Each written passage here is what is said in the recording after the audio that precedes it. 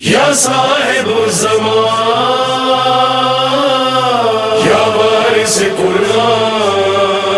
اس لیے بہت ضروری ہے عزیزان محترم، اگر جوان پڑھنا چھوڑ دیں اور وہ بھی پاک نہ پڑھیں. کیسا وہ جوان تھا جو انقلاب جب آیا تو وہ واپس آیا، وہ بھی پڑھنے گیا ہوا تھا، 16 سال بعد واپس آیا سرزمین پر اپنی، اور اس نے اپنی ماں سے یہی جملہ کہا. اور کہاں کس مقام پہ تھا کہ اس کے مرنے شہادت کے بعد بھی اس کے نوٹس پڑھائے جاتے تھے. پلازما فزکس کا سب سے اوپر سٹوڈنٹ تھا وہ، شہید ڈاکٹر چمران. 16 سال بعد واپس آیا اور اپنی ماں سے کہتا ہے، ماں جتنا سالم گیا تھا اتنا ہی سالم واپس آیا ہوں. یعنی کیا؟ یعنی یہ ہے ماں، وہ اثر دکھایا. اتنا بڑا آدمی آ کر جو ہے وہ بالکل کرد کے بارڈروں پہ لڑ رہا ہے. کس مقام پر؟ امام خمینی کیا کہتے ہیں؟ چمران مرد بزرگ بود. امام خمینی جسے بزرگ کہتے ہیں وہ کیا ہوگا؟ کیا عارف شخص تھا کہ اپنے آخری وقت میں اپنی ٹانگ سے مخاطب ہے، کہا تمہارے رقص کا وقت اب ختم ہو رہا ہے، اب تھوڑی دیر ہے، بس تھوڑی دیر میرا ساتھ دے لو. اس مقام پہ پہنچ گیا کہ ایک دفعہ جو ہے وہ زخمیوں کو اپنی گاڑی میں ڈالتا ہے، جیپ میں، جنگ میں، اور واپس آتا ہے تو ایک خود سینے پر جو ہے وہ ایک تراش لگتی ہے اور خون بہنا شروع ہو جاتا ہے، اور اگر خون نہ رکتا خود بھی بے ہوش ہو جاتا. تو اپنے خون سے کہتا ہے خون کو کہ رک جاؤ، مجھے ان جوانوں کو ہاسپٹل پہنچانا ہے. کس مقام پہ پہنچ گیا؟ یہ بھی تو گیا تھا. عزیزان محترم، ایسے ہی تو لوگ چاہیے امام کو کہ جو دنیا میں جہاں بھی جائیں، پڑھیں، علم حاصل کریں، جو بھی ہے، لیکن اپنے باطن کو پاک رکھیں اور پھر پلٹیں، بنائیں اس کو، ملک کو. جب سب ہی کرپٹ ہو جائیں گے تو یہ نظام کیسے چلے گا اوپر؟ کہاں بلائیں گے امام کو؟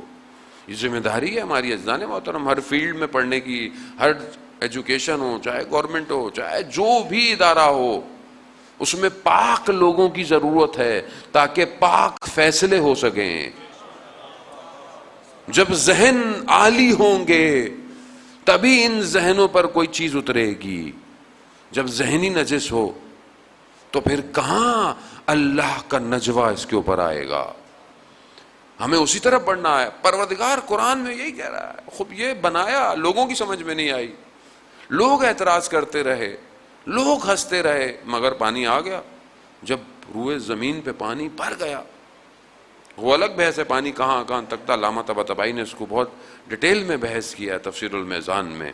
پانی جو ہے وہ پورے روئے زمین پر آ چکا تھا، اور چند ماہ کہتے ہیں یہ کشتی پانی میں رہی، اور اس کے بعد پھر جب پانی خشک ہونا شروع ہوا تو اس نے اپنے آپ کو، جس جگہ پہ ہم دیکھتے ہیں مسجد کوفہ میں، وہ مقام ہے جہاں پر یہ کشتی آ کر لگی.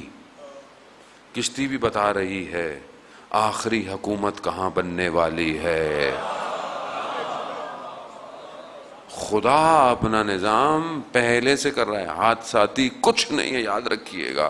میں اس لیے بار بار یہ جملے آپ کو دیتا ہوں کہ آپ کا یقین بڑھتا رہے. اصل میں ہم جانتے تو ہیں، علم ہے، یقین نہیں ہے. اور جب یقین ہو جائے نا تو پھر آپ کھڑے رہیں، تیر کھاتے رہیں. آپ کو پتا ہے کہ یہ موت نہیں، یہ حیات ہے، حیات ہے. یقین چاہیے امام تک پہنچنے کے لیے. یقین. کشتی وہیں آ کر رکی ہے، پورے عالم میں پانی ہے، نجات کی کشتی آ کر وہیں رک رہی ہے. کہاں رکی؟ وہی جگہ جہاں پر آخری بھی آئے گا، وہ بھی نجات دے گا. اس کی بھی کشتی بن رہی ہے، اس کی بھی کشتی بن رہی ہے. جب ہم کہہ رہے ہیں کہ آ جاؤ، آؤ اس پہ سوار ہو، کون سی کشتی ہے جانے محترم؟ کون سی کشتی ہے؟ لوگ کہہ رہے ہیں یہ کہاں سے نجات دیں گے، یہ کیسے ہوگا؟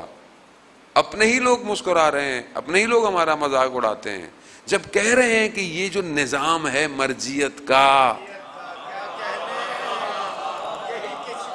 یہ کشتی ہے.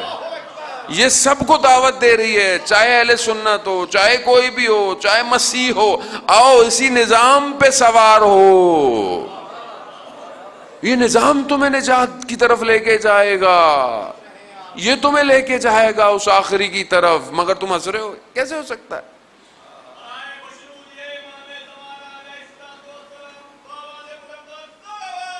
اللہ صلی علی محمد آل محمد۔ عزیزان محترم، کون نجات دے گا مجھے آپ بتائیں؟ کس کے پاس نجات ہے؟ آج پرچم کس کے ہاتھ میں ہے؟ کس نے نجات دیا؟ یعنی اگر آپ کو زبانی باتیں سمجھ نہیں آتی تو انسان تھوڑا بہت تو انٹرنیٹ جانتا ہے، خبریں جانتا ہے۔ اس پورے خطے کو نجات کس نظام نے دیا؟ کس نے نظام دیا؟ یہی تو ہے، عراق کو بچایا، سیریا کو بچایا۔ کون ہے جو یمن فلسطین کے لیے کھڑا ہوا ہے؟ کون ہے جو لبنان کو، سب کو کون بچا رہا ہے؟ یہی علماء، یہی مراجع۔ اور آپ کہہ رہے ہیں نہیں نہیں، ہنس رہے ہیں بڑھ کھڑے ہو کے، یہ کیا ہوگا؟ ان کو کیا پتا، ان کو کیا پتا عزاداری کیا ہوتی ہے،